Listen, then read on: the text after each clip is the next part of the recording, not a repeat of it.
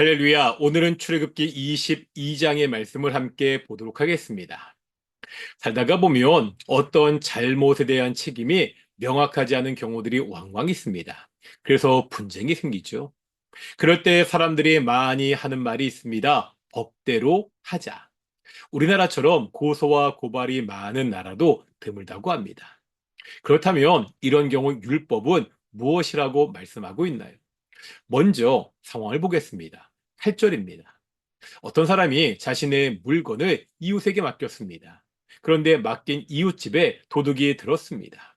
도둑이 잡히면 간단하지요. 도둑이 갑절을 배상해야 됩니다. 문제는 도둑이 잡히지 않은 경우입니다.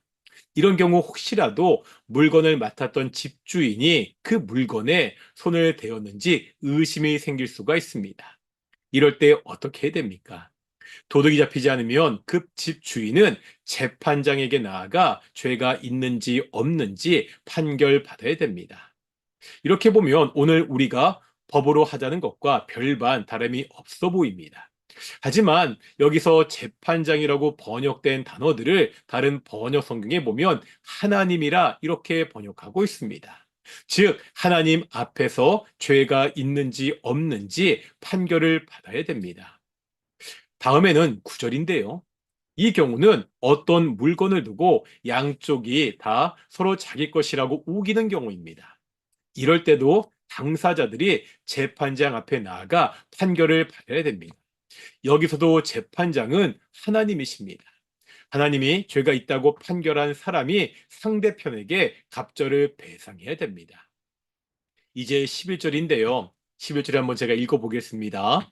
두 사람 사이에 맡은 자가 이웃의 것에 손을 대지 아니하였다고 여호와께 맹세할 것이요 그 임자는 그대로 믿을 것이며 그 사람은 배상하지 아니하려니와.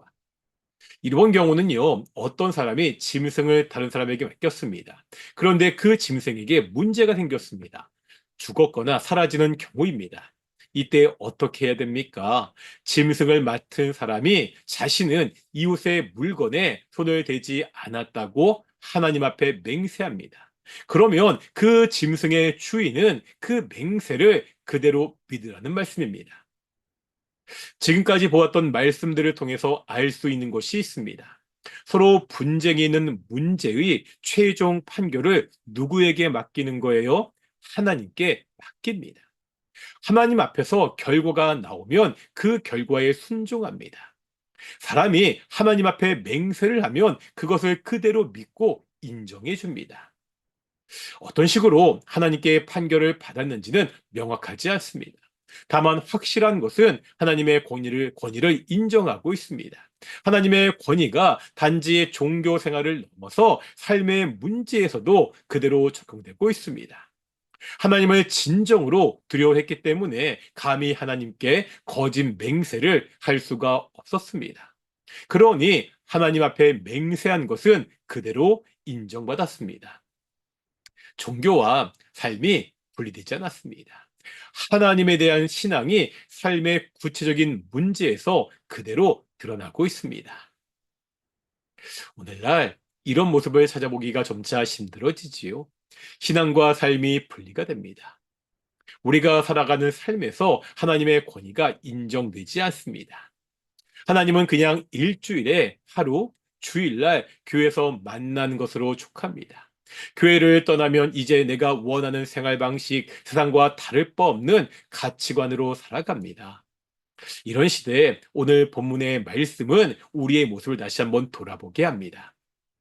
나는 얼마나 나의 삶에서 하나님의 권위를 인정하고 있는지, 내 모든 문제의 최종 판결을 하나님께 맡기고 있는지, 오늘 하루도 나의 일상의 삶을 하나님께 맡기며 살아가는 귀한 성도님들 되시기를 소망합니다. 기도하시겠습니다.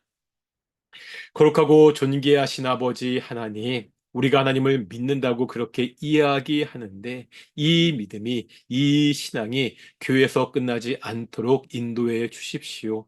우리가 살아가는 삶의 현장에서 하나님을 인정하고 하나님을 의지하며 살아가는 귀한 성도들이 될 수 있도록 인도해 주시옵소서. 감사드립니다. 이 모든 말씀 예수님의 이름으로 기도드렸습니다. 아멘. 마치겠습니다. 샬롬.